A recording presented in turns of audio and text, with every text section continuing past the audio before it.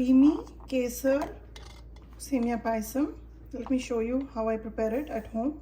I'm taking my bronze kadai here, and this pot is traditionally given to every South Indian bride when she gets married. So this is one of them. This is the Vengalapane. This is a smaller one that I have. I'm adding about 1 tablespoonful of ghee here. And today I'm using the roasted Semiya. If you don't have this, you can use the regular one and you can roast it in this ghee. Although it's roasted, I'm still going to roast it for a couple of seconds before I add water to it. Yes, you heard me right. First we'll cook it in a little bit of water and then we'll start adding milk. So here goes half a cup of roasted Semiya. I'm just going to roast it for a few seconds and then add about 1 full cup of water.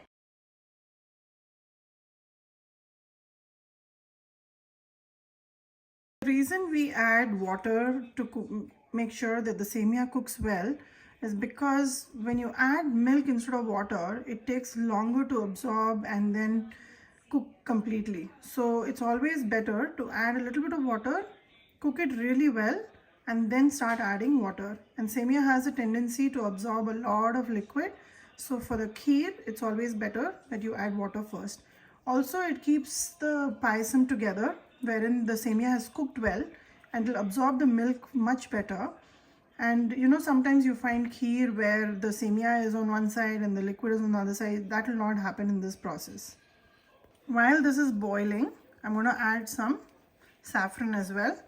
So saffron in the boiling water will impart all its flavors and color, and that will be perfect when we cook it with milk.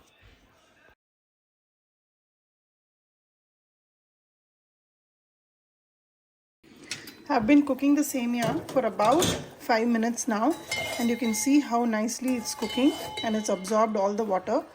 Now here I have 2 cups of milk which I've measured. This is just cold milk right out of the refrigerator, and I'm going to add it right here. Now at this stage, make sure that the flame is on a low medium and leave this ladle inside. And the nature of this vessel is that it will retain the heat even after we finish cooking, and it also has an even distribution of heat.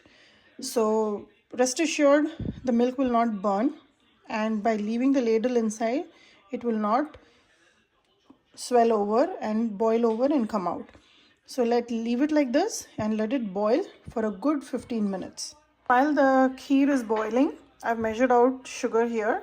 You can use plain white sugar, or you can use the brown sugar, or you can use condensed milk also. Today I'm just using the plain white sugar, which we all normally have. So for every half a cup of Semiya, we'll put equal amount of sugar. So this is half a cup of measured sugar. If you're going to use condensed milk, make sure you use 3/4 cup of condensed milk.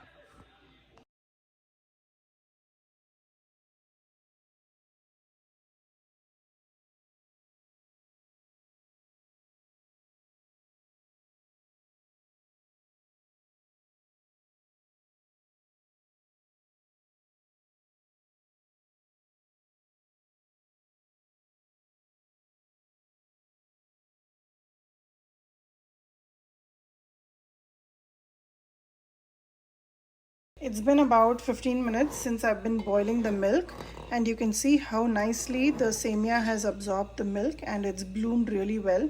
It's almost about 3 times the size that we have added.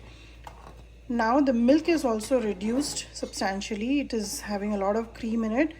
Not a lot, but a little bit, because I have used only 2% milk today. If you want, you can also use whole milk. It'll become even more creamy.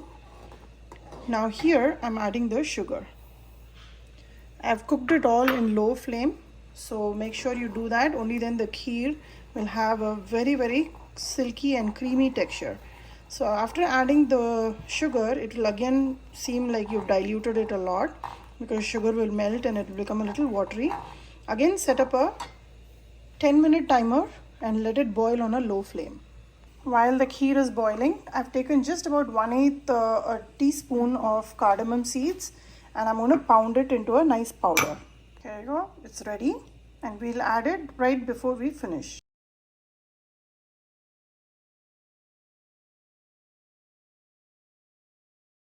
That was the other 10 minutes that the kheer has been boiling, and you can see how creamy it has gotten. It became very thin after I added sugar, and now again it's become nice and thick.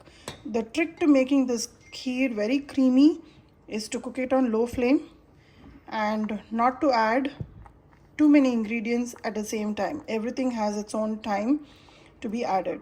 Now after this stage, because it is Semiya, I'm going to add the last 1 cup of milk, because as it sits, it is going to become really thick.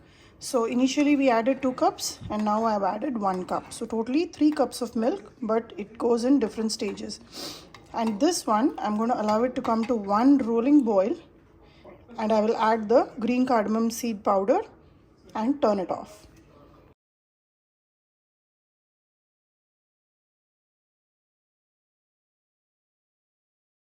This payasam is almost ready.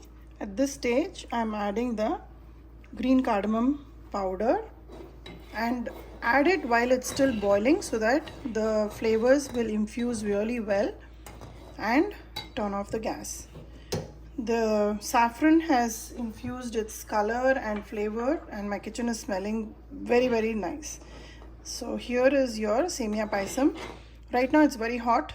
Do not serve it now. Just wait for about 30 minutes and then it's perfectly ready to serve. Now the thing that I'm not doing is roasting some dry fruits and putting it in. In our house, we are not a big fan of roasted dry fruits in Payasam. It's only appreciated when we make shira or kesari. In Payasam, we just like the fresh flavor of Semiya and the kesar, the saffron, and that's how I prepare it at home. The perfect way to top it up is with a spoon of ghee. And that is Semiya Payasam for you.